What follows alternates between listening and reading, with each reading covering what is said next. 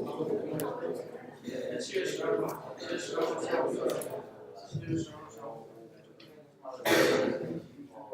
morning, everyone. Okay. So let's start. So this morning until noon, I give a lecture, continuing from yesterday. So we will continue studying the 2D embedding for in general dimension reduction method. And now it's time for studying TSNE, which is really widely used in the visualization application for visualizing or 2D embedding high dimensional data. And it's been proposed maybe in 2008 or 9, so it's been about eight years or so. And it became really popular. And even though principal component analysis and multidimensional scaling are still used in some applications, but people consider this as a state-of-the-art algorithm. So if you have a chance to visualize your high-dimensional data, and then this one is probably the best choice among all the other methods.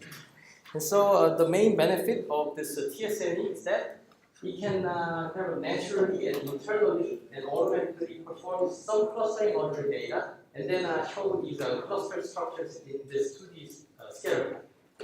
So I'm going to give you just 2 examples. So the first one is a PCA, or principal component analysis, and the second one is a TSNE, and it's from the same data of a spoken letter data. So it's like a voice or the speech data, and PCA shows this kind of visualization, and TSNE shows that. And which one do you guys prefer between these two?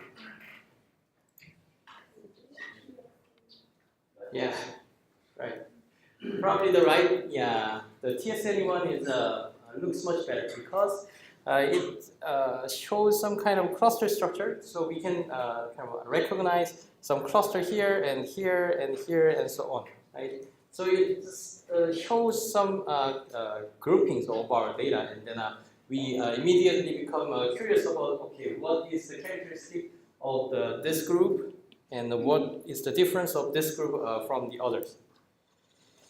So this result was similarly achieved or obtained by one of the previously studied methods that we learned yesterday, which was a supervised learning, like LDA or linear discriminant analysis. So for example, let's see, like this one, or this kind of result, right? So in this case, the left one looks much better because they show a separation between the clusters. But here in this case, this LDA or linear discriminant analysis actually takes the input of these additional label information. So the first data item belongs to the red label or red class, and the 4 items in the next will belong to the green cluster or green class. So these additional label information or grouping information is actually given to this algorithm, and that's how this linear discriminant analysis can perform this nice separation between the clusters. But in the case of TSNE, it is an unsupervised dimension reduction method, so it doesn't take any information, or we don't need to supply any information about this grouping information, but surprisingly, it nicely clusters our data. Okay, so this is the example of the comparison between different methods. So we have an isomap, and then a Salmon mapping, and so we studied this Salmon mapping, and can anyone tell me what was the characteristic or what was the main point of the Salmon mapping? Salmon mapping. So Salmon mapping is a variant of which method?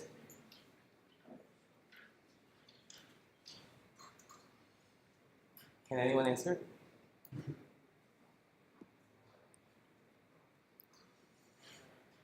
Okay, then let's see. Okay, so this is a original MTS criteria. So we basically want to minimize the difference between the given ideal distance and the actual distance in the 2D scatter plot from their coordinate differences. But naturally, if this guy is like a 100 kilometer, and then if this was a 90 kilometer, then yeah, we will incur 10 kilometers as a difference, right? But if it was only like 1 kilometer, and then maybe 0.9 kilometer, yeah, in this case, the error will be only 0.1 kilometer, even though we produced like relatively 10% of an error from this original distance and this original distance. So this guy will give much large distances or as an error. So this criteria will naturally focus on preserving this large distances. Okay, and then if we go back here, and then it will naturally preserve the distance from this guy and this guy. So it is like 100 kilometers. And so, but we don't care much about very far point, right? So we want to ignore a little bit of these effect of large distances, and so that's why we obtain. Let's see. That's why we obtain this kind of a Salmon mapping. So Salmon mapping was a variant of multi-dimensional scaling, but if we have 100 kilometer, then if this guy was a 90 kilometer, and then instead of incurring or generating 10 kilometers as an error, is divided by the original ideal distance of 100 kilometers.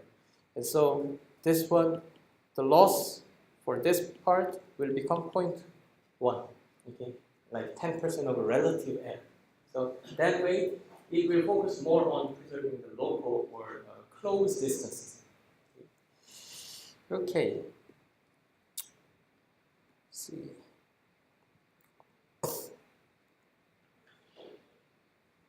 Okay, so back to this figure.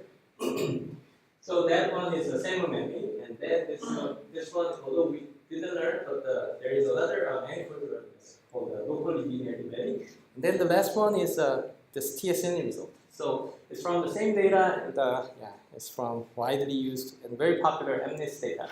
And then we can see that TSNE performs much better than any other methods in terms of these kind of separation of the clusters.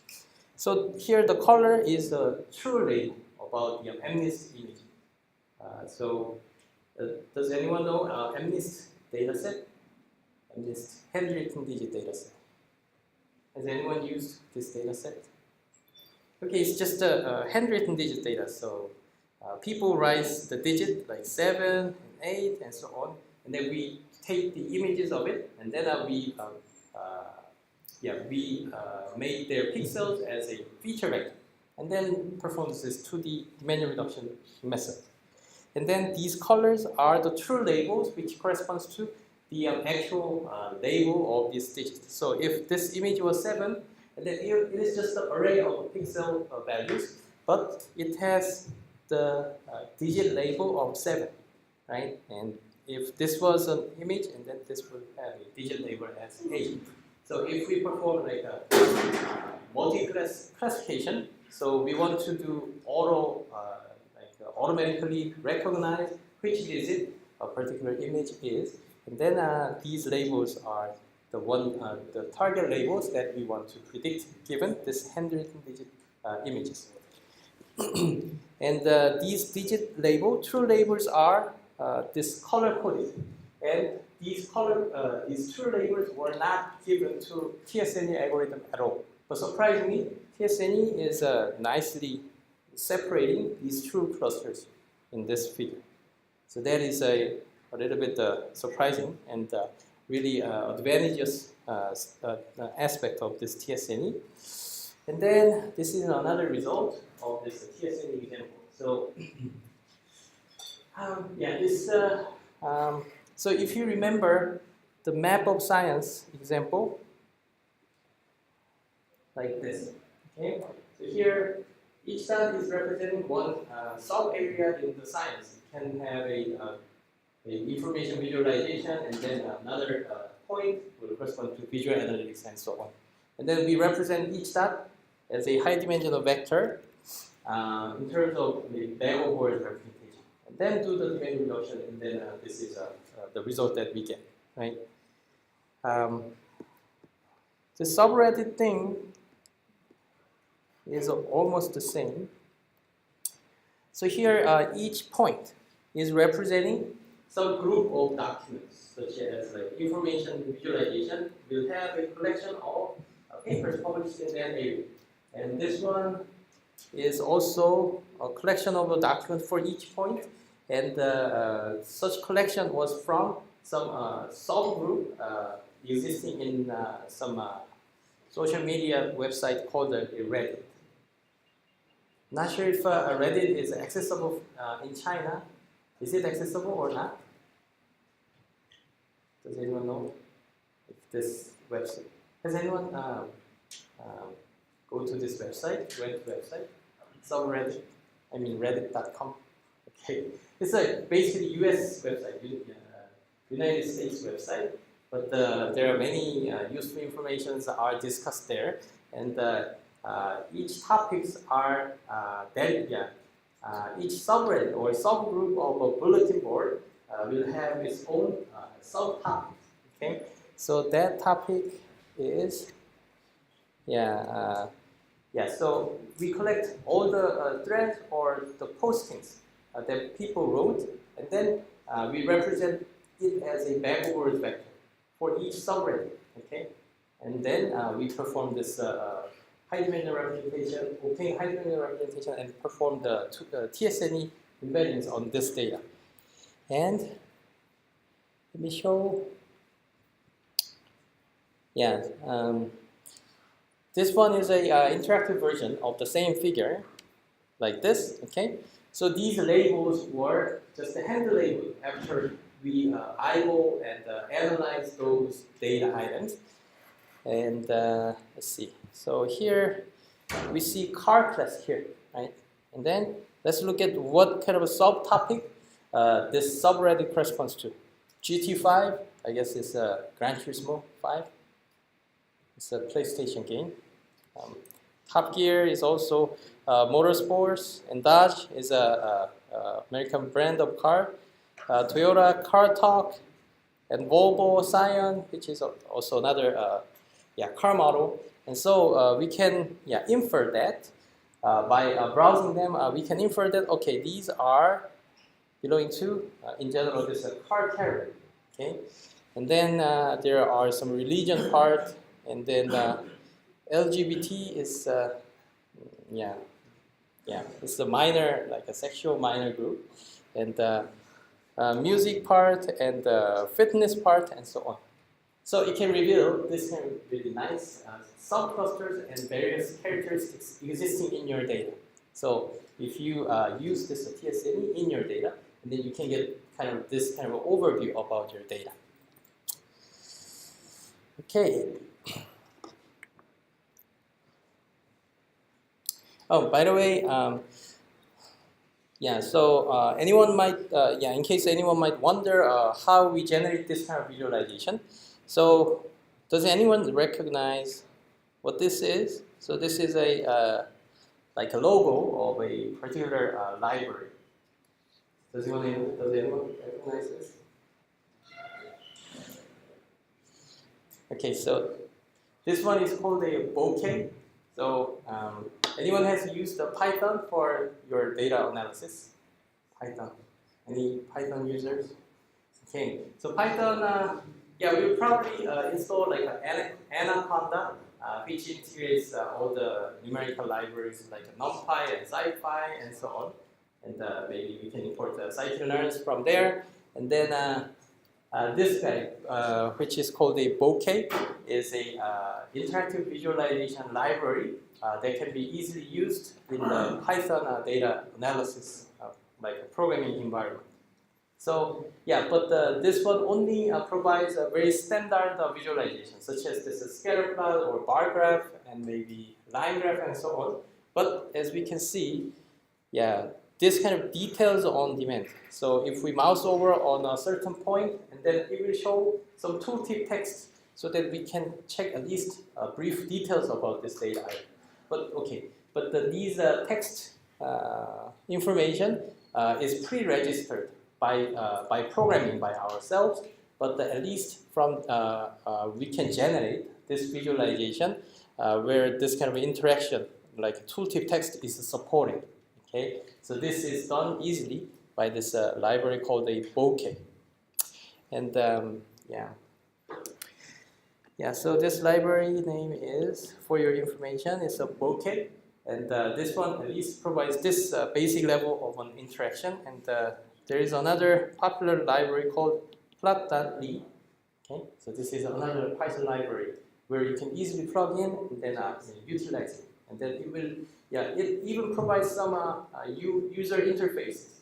So yeah, I know like programming all the visual analytics system is quite painful and taking much time, right? If you want to implement like a combo box or maybe text box or maybe some button, yeah, it takes some time. And then if we want to perform some interactions based on this response of this user interfaces, and then also it will be really painful.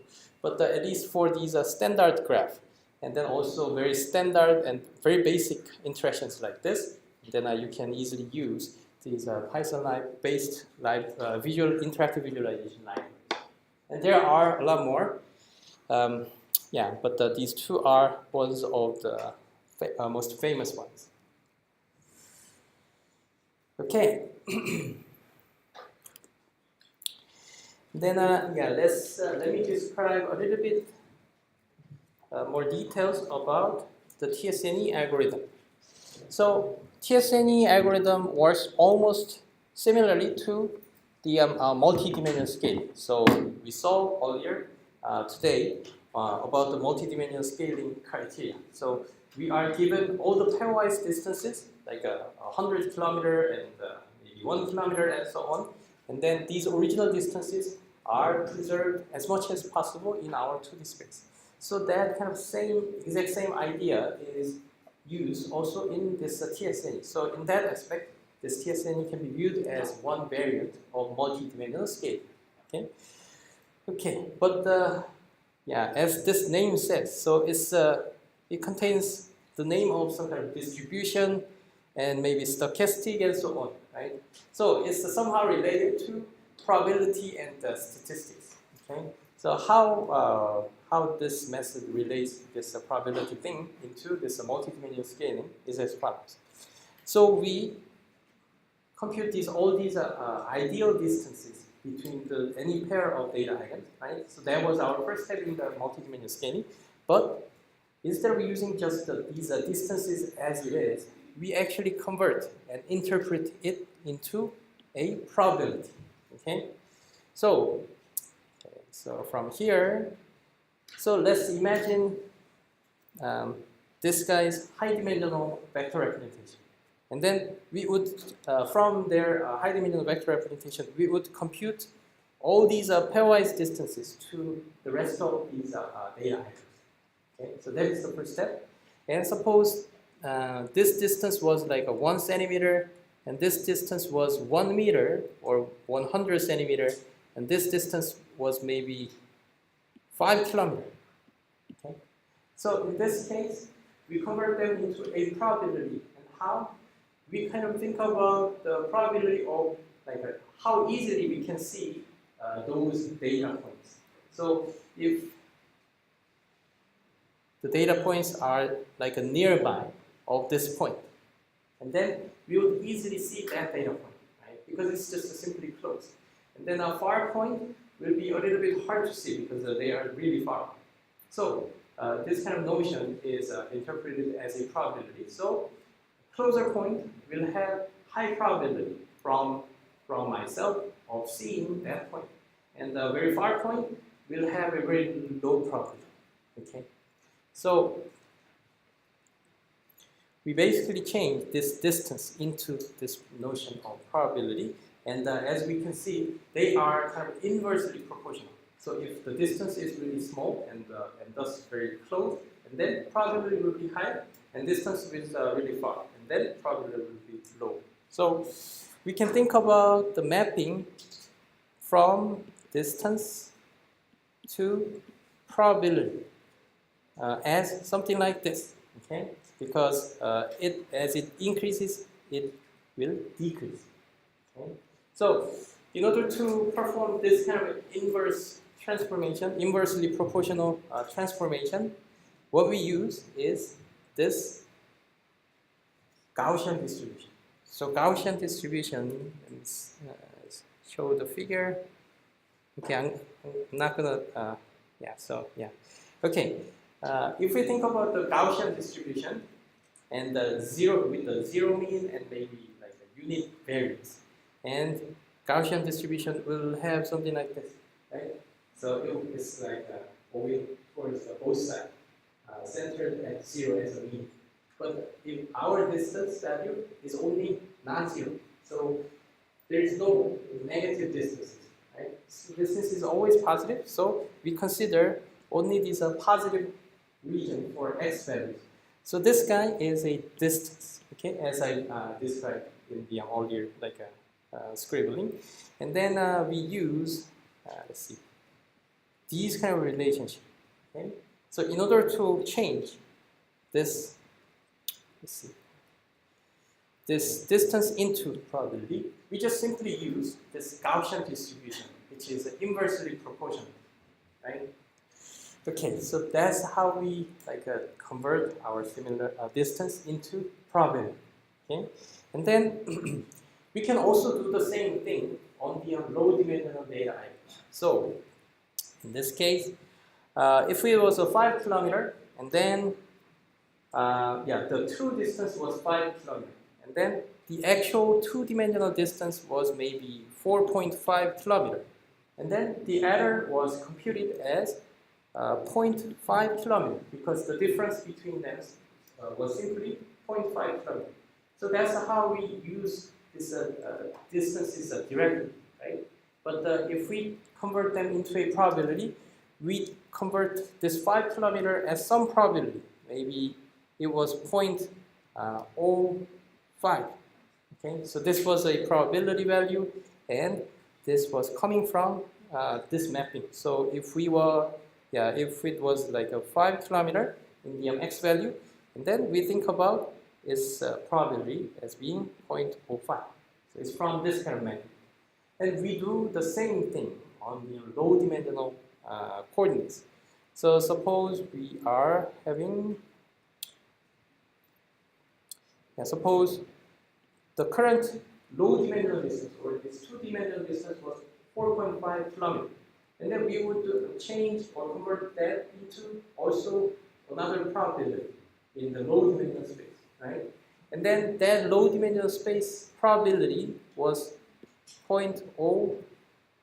For example, let me ask the question. So 5 kilometers was changed or converted into the probability of 0.05. And then this 4.5 kilometer is changed into a probability, right? But let me ask the question.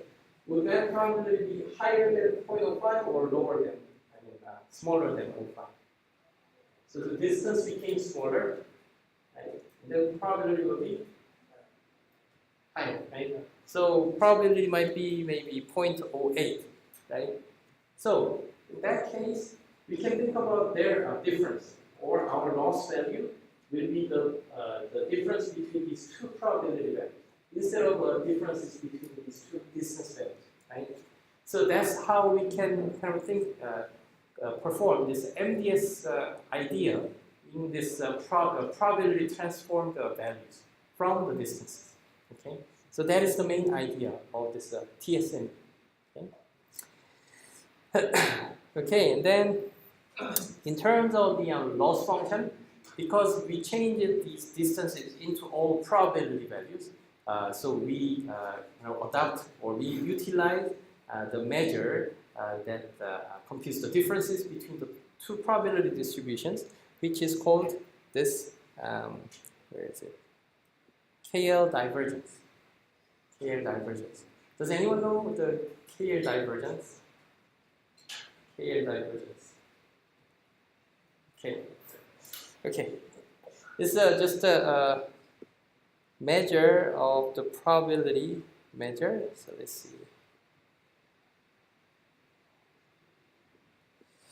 It's really a simple idea. So let's think about the two probability distributions. So one is something like uniform distribution, and then the other is something like this, or something like this.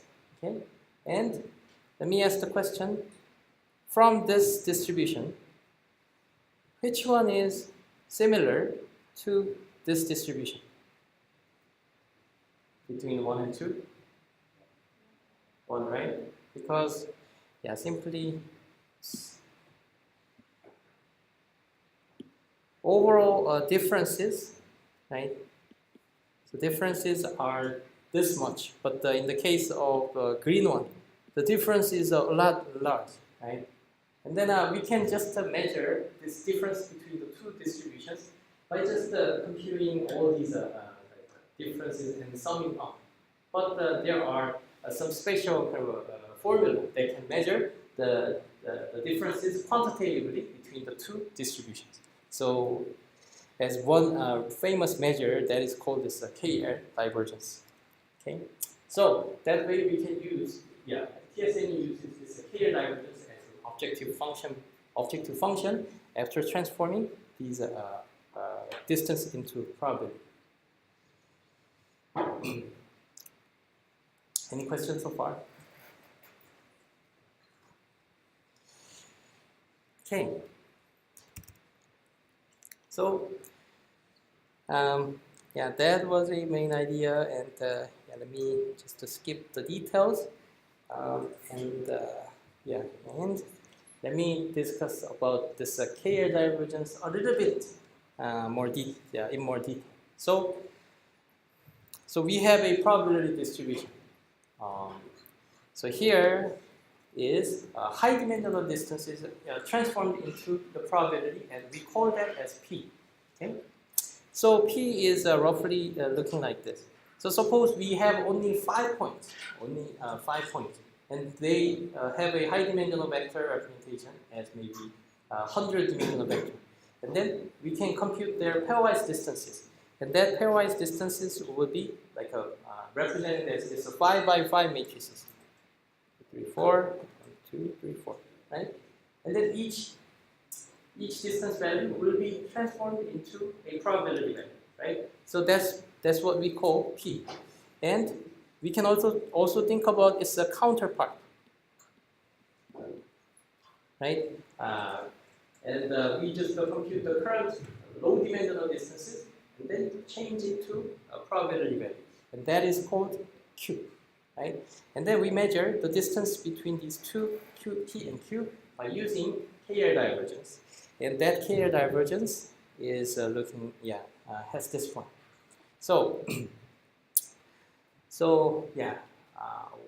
the reason why I described this criteria a little bit more in detail is because I wanted you guys to understand why TSNE has the name, has this word neighborhood in the name in its name. Okay, so this is a KL divergence. So so let's look at this field. So basically, we think about the probability of maybe 0.05 and the corresponding probability in Q, which was 0.08. Okay, so just let's recall this kind of a probability value, 0.05 and 0.08.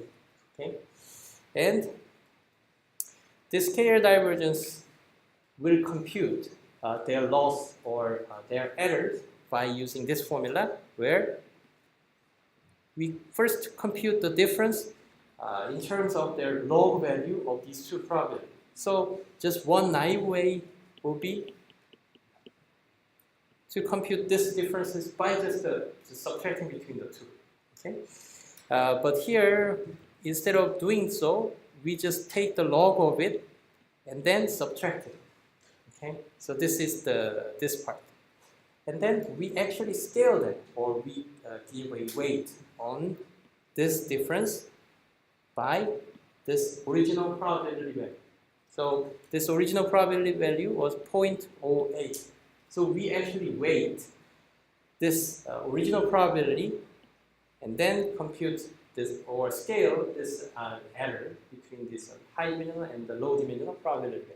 So naturally, this loss function, so we want to basically minimize the scale divergence or the difference between the two distributions, but this Pij, so this Pij, if this Pij was higher, and then we want to have a small loss, and if this Pij was lower, and then we are okay, even if this difference is relatively large, right? So this is how this weighting factor is working. And this Pij, so let's think about when this Pij is high. That's when the distance between the two high-dimensional vector, so if the 2 points in original high-dimensional space was close, and then their p-value will be high, right? Because if it was closed, and then we will have a high probability. So that way, we will focus more on minimizing this part for like a close distance relationships. So we want to preserve the relationship for closely related or closely located data items. So this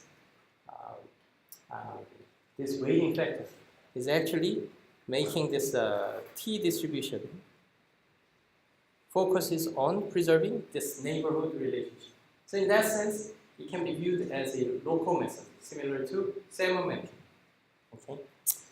So that way, this TSNE will preserve these local neighborhood relationship.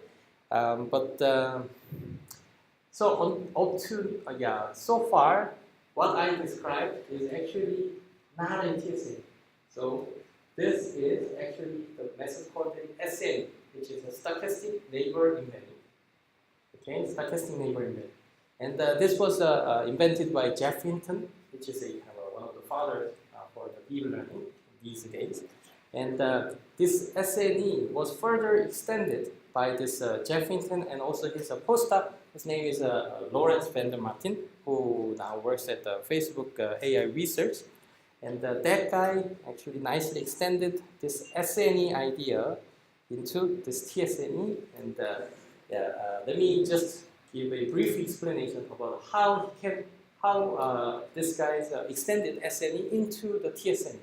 Okay, so we currently understand how we convert the distance into the probability value, right? So I mentioned that we simply use Gaussian distribution, right? So for high-dimensional distances and also low-dimensional distances, we would use the same curve, which is determined by our Gaussian distribution formula, right? But here, there was additional trick for TSNE was that okay, we use high-dimensional we use this Gaussian distribution for high-dimensional distances when converting it to this probability. But in the case of low-dimensional distance, we will use another function called student T distribution with the degree of freedom of 1. Okay? So that distribution, that transformation function will look like this, the red line. Okay? So we basically use a different curve when transforming the low-dimensional distances into the probability. Okay. So let me explain why. Yeah. So this is two different curves is actually the main key point that makes TSNE works really so well for nicely revealing the cluster structure. So let me explain why. Okay. So suppose the high-dimensional distance was 1, and then their probability will be mapped to 0.25, right? And then suppose their low-dimensional probability distance, their low-dimensional distance was also 1. And in the case of an SNE, where we use the same function or same transformation, it will be mapped into the same probability value of 0.25, right? And in that case, we are completely happy because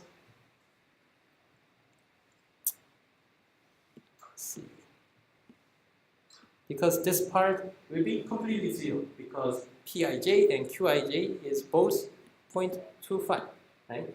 And so the same distance of 1 in both high and low dimensional space will be mapped into the same probability, and that's when we are happy.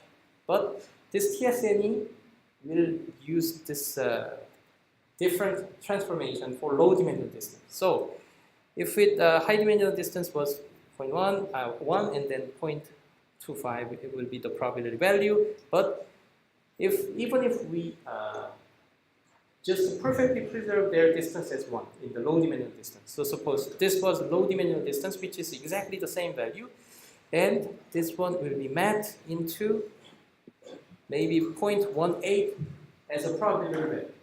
So in that case, even if we preserve the distance exactly the same, but the probability will be low, which means we have to increase this probability a little bit more. So that is fixed mode. 0.25 is fixed mode because that was computed from our high dimensional or ideal vector representation. And then this value have to be fitted more towards 0.25, which means even if we achieve the same distance, we are not happy yet. We are not fully happy yet. We have to make this distance a little bit shorter or smaller. So if the original distance was 1 meter, but if their low dimensional distance was also 1 meter, we are not happy yet, then we have to make them much closer than the ideal distance. So that way we kind of exaggerate like the small distances much smaller. So small distances will become much smaller, okay? But what about this region? So suppose our distance, high dimensional original distance was 3, and then maybe the probability value will be somewhere around here, but, oh sorry. So we have to use this mapping by using this Gaussian distribution, because this is an original high dimensional data transformation that we use. And if we preserve the distance as 3 as it is, just perfectly, and then the probability value will become much larger, right? So we see opposite phenomena in this case. So this one is the true probability value or ideal probability, but when preserving the exact same distances, the probability will be high in the low dimensional distance because of the difference between the two curves, right? And so we have to make this probability much lower so that we can fit this guy better to this guy. So in that case, how can we do that? We have to make low dimensional distance much large so that we can make the probability for this guy closer to this guy. So that way, for relatively large distances, we are exaggerating them so that the distance becomes a lot more larger than the original. Okay, and there is some like a threshold, some turning point, and that turning point is this part, right? So this value is like a 1.8. So if by using maybe 1.8 meter as our threshold, if it was closer in the true distance, and then it will become more closer. And then if it was large, then it will become a lot more larger. Okay? So that's how this TSNE works. So it's kind of exaggerating the distances based on a certain value. And that's why we see some kind of groupings here. So here, there is no groupings, right?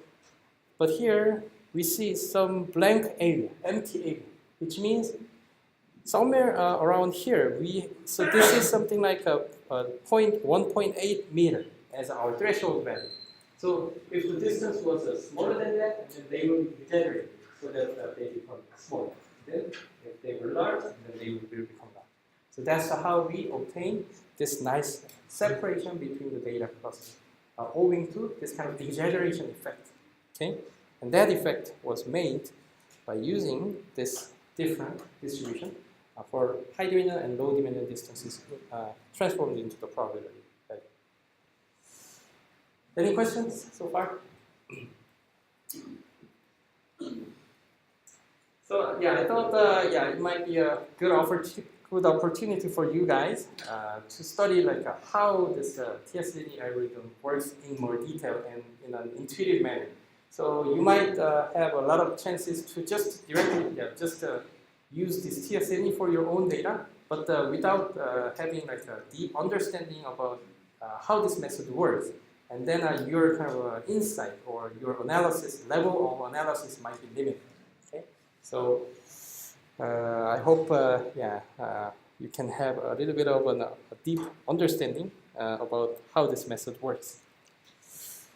Okay, and let's see. So, and this is about a little bit more mathematical detail, but so let me just briefly describe what that is. Okay, so after all these transformation into a probability and using K-R divergences and so on, we will eventually derive our gradient descent formula. Okay, gradient descent formula, and then the gradient will be working as kind of a force. So, so let's see.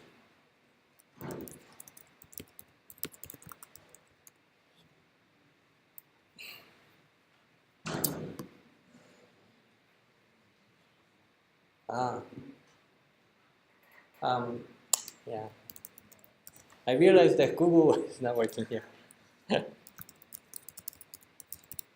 Okay, and I hope it goes, it gives me, this one. Okay, so I believe at least some of you might have already seen this kind of thing. Has anyone have seen it? D3 library? Okay, great, yeah. So this is a quite popular force direction layout, and if we pull it away, and then other points like these orange points will move together, right? That is because their ideal distances was something like maybe 2 centimeters here, and then if we change it so that maybe their distance is a lot large, maybe 10 centimeters, and then they some forces are happening or occurring, so that these points will become small, have a small distance, right? So this force vector layout is exactly the same as TSN, but how we compute these forces is just different. Okay? That force is computed in a different formula based on K divergence and this distance value. So by this figure in your mind, let's try to understand this kind of color map or color kind of heat map. So it is something like this. So suppose our distance value was maybe 10 meters, maybe 100 meters, and suppose their distance value was maybe 2 meters. And then in that case, they have to be really far apart, but currently their low dimensional distance is really small, right? So we have to fit this value into like 100 meters, right? And in that case, this blue color, as we see, they are corresponding to negative value. Okay? Negative value means we have to pull away between these 2 points so that we can fit this distance into a large distance. Okay, and also for this, let's look at the opposite case. Suppose their high dimensional distance was only 2 meters, but their current distance is like 100 meters. Okay, and then we see a lot of really high forces, large forces corresponding to positive value, which means we will just pull this into ourselves with a lot of with a large amount of forces. Okay, so we kind of understand this part and this part, right? If these two distances are mismatching with each other, and then we will either pull away or pull together. Okay, and then what about this part? What about this part? So it is, yeah. So let's look at this region. So this region is corresponding to almost the zero force. Okay, so in the case of force-directed layout, yeah, it doesn't produce any forces. So they are just happy with that, with the current situation. And what situation is this? So this point was maybe, suppose that was a 5 meter, and this was also 5 meter. Okay? So in that case, let's look at this 100 meter, and then their distance was maybe 10 meter. Okay? So corresponding to this point. And then in that case, so TSNE will be just sufficiently happy with this case. So the original distance was a little bit far, right? Really far apart. But whether that distance was maybe 10 centimeter, 10 meter, or maybe 50 meter, or maybe 1 kilometer. Okay? In all these cases, they don't care about their detailed fitting. That they just ignore the differences between these distances. Okay? So relatively large distances, unless they are really close, okay, and then we would push away. But if they are just relatively far apart, I mean, regardless of that exact distance values, so TSNE will be just happy with that situation. Okay? So that way, TSNE has a capability of ignoring these relatively large distances to be like a somewhat large, even though we don't need to fit them exactly to this target value. Okay? So that's why we see this wide region of 0 gradient. But this kind of a nice nature, nice characteristic, is not found in force-directed layout or multidimensional scaling and so on. Right? Okay, so that is probably all for these are the most difficult part in this morning. Okay. Any questions so far about this listening? Okay. And then there are many other dimension reduction methods that are not covered by this lecture. So yeah, there are tons of different methods in the context of manifold learning, including locally linear embedding, Laplacian eigenmap, and maximum variance of folding, and so on. And also there are some other different settings that can run this dimension reduction method. Okay, so yeah, this canonical correlation analysis is a little bit has an interesting problem set.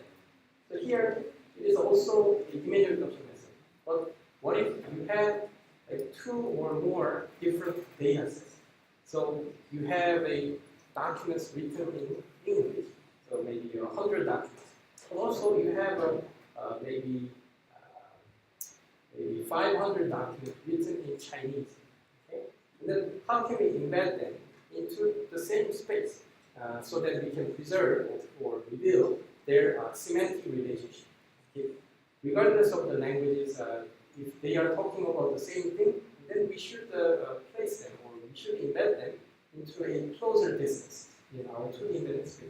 So in that case, it's a matter of embedding like a heterogeneous data, like English data and Chinese data. In that case, we can use this kind of method. So there are all different interesting settings so that you can run dimension reduction method. Okay, and then yeah, let's take a break and then yeah, continue after 10 minutes. Okay, thanks.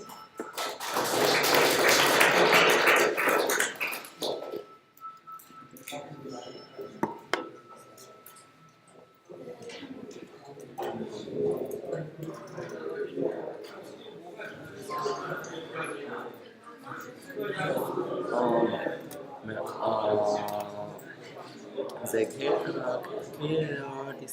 KL divergence.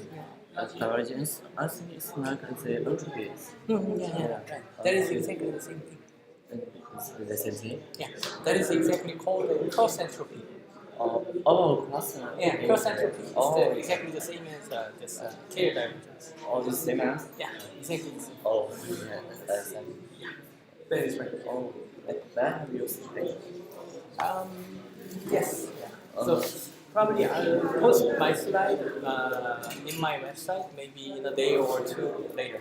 Oh, okay. Just to Google my name.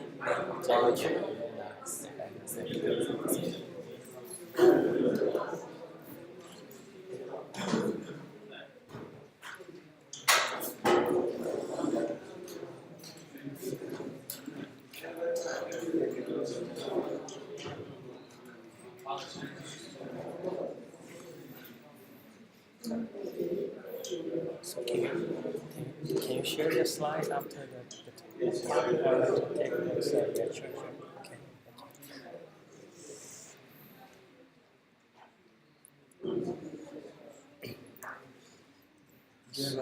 So you have it's like you can draw things and I mostly use this thing in my lecture and my prep. okay. Actually, it's very easy to record. So I'm currently recording my lecture, just in case. And then, So what software they are using for encoding? by default, it's QuickTime, which is just a built-in software that supports this recording. But also, I use this thing called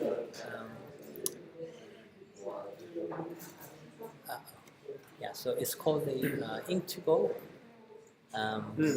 So it is in the recording, so it's hiding the toolbar. It's just capturing all the screens and also record the voice.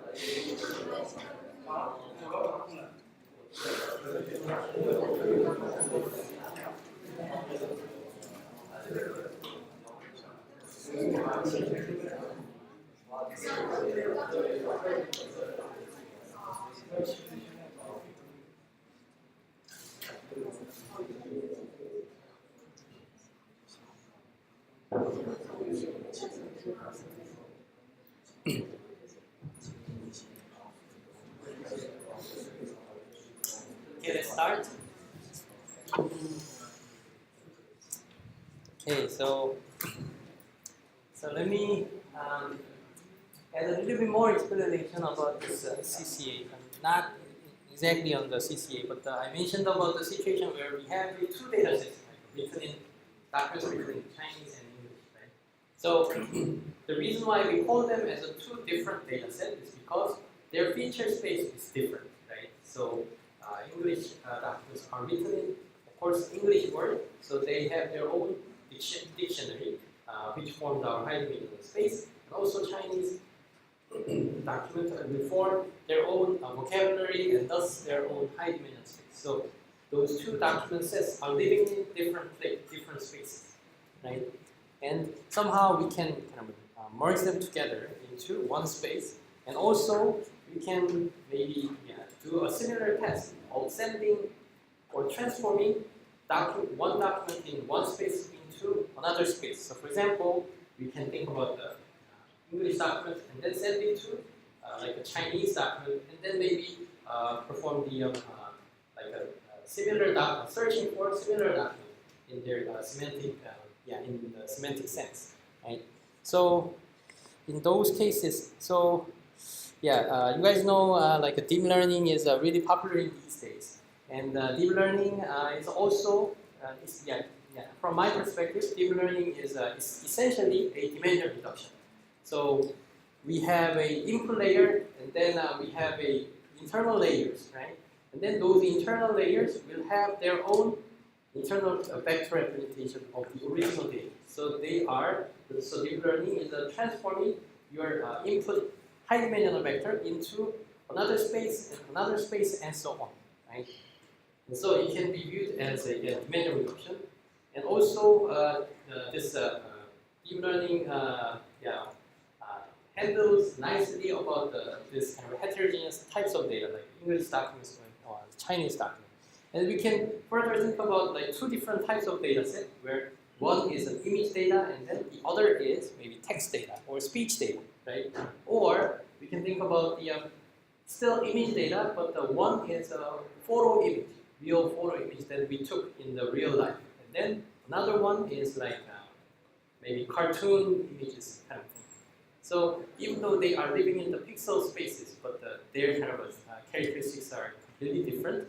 And so we can think about like merging those two types of data sets into one space, or sending or transforming one maybe photorealistic images into maybe cartoonistic images. So in that sense, we are like extending this kind of dimension reduction, like so that we can freely move around between different spaces and so on.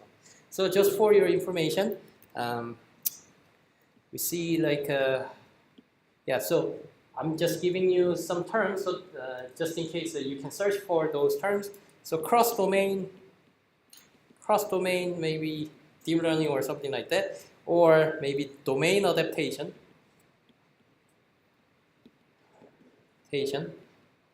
or transfer learning. So those terms are dealing with the situation where that I just described. Okay. So since I got the internet connection, let me show one example. Oh, yeah.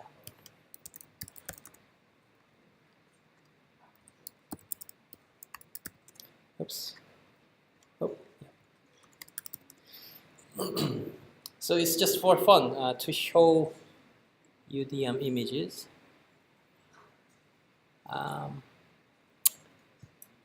It doesn't show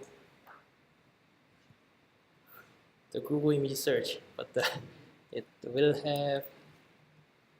Okay, yeah. So this is called a cyclogram. So in deep learning, there is a really recently popular technique called the generative adversarial network, or GAN. And in this GAN, it's also like transforming your data into another space and so on. So which is basically transforming high dimensional data into low dimensional space and then back to high dimensional space. So this one is setting is as follows. So suppose we have a lot of zebra images. So there are many images that contains a zebra, and then there are also another set of data items or images that contains all these brownish horses. And then, given this image, okay, you can ask deep learning model to send this data into another space, which means it will automatically and magically change those zebra into this brown colored horse, and also vice versa. So this is just a really synthetic images, artificial images that the neural net actually has generated, given one images. Okay. So yeah, this is also like a cross-domain, like a transfer between the two data sets or two different sets of data items, where one is a set of zebra images and the other is like a brown horses images. And it also does this kind of thing. You can change this summer pictures. So picture taken in summer into winter images and winter images into summer images and so on. So yeah, this is just for your interest. So there are the other terms that we call in the deep learning areas. And, it like goes back to this canonical correlation analysis as a traditional method that performs the exact same job. Okay. Okay, let's look at the more practical side of utilizing this 2D embedding in the data analysis using interactive visualization. So, when given this two-dimensional embedding result, so suppose this is your data, and then you just try the MDS on your data, and then this is just a random cloud of your point, right? So probably there are not much that we can do, right? But suppose your dimension reduction result was something like this. Then you will probably look at what are these outliers. So these could be like cybersecurity or cyber attacks related, maybe twists, right? Out of these normal twists. So in this case, we call them as an outliers. Okay. So this kind of outlier detection can be done using this two-dimensional embedding. And also, given this figure, if your dimension reduction result was something like this, and then we would identify these subclusters and what are the characteristics of these subclusters, similar to like a subreddit kind of analysis that we showed. So we will just browse what these data items are in one particular group, and then we will understand what they are and why they are separate from the major data items. Okay. So that way, we can easily, in this using this two-dimensional embedding and interactive visualization approaches using this 2D embedding, we can perform some cluster analysis, and also we can identify what are these outliers. Okay, so let's see.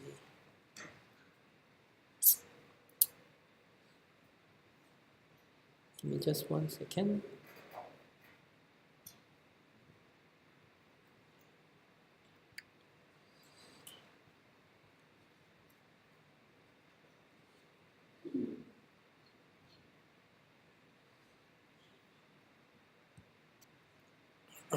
Okay, so let me give a little bit more practical example of data visualization. So this is a visualization example of a handwritten digit images.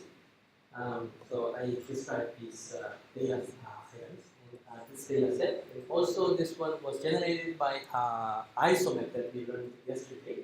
And each dot is corresponding to one handwritten image. And then their number and the color is corresponding to their real label. And this ISOMAP, what's this ISOMAP? Supervised memory or unsupervised memory.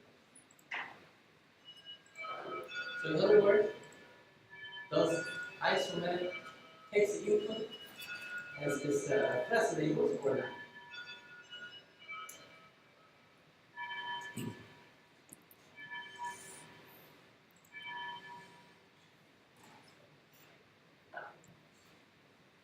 Okay.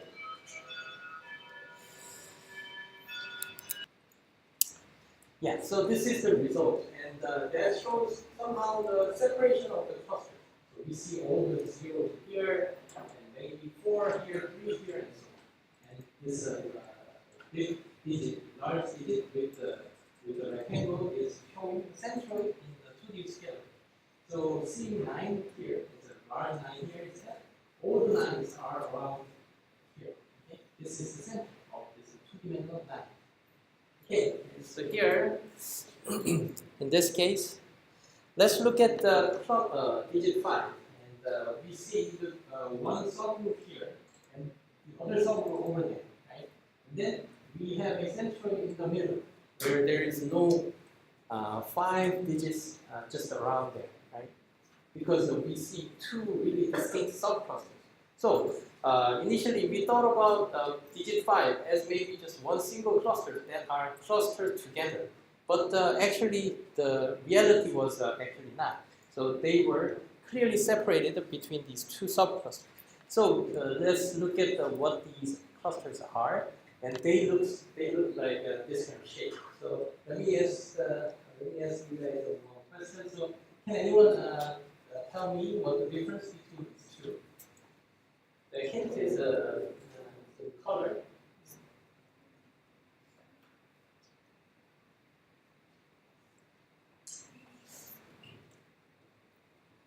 Anyone identify the difference between the two?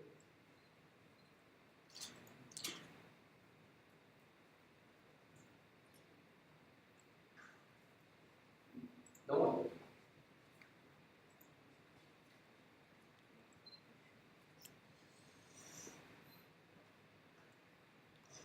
Okay, so let's look at the color.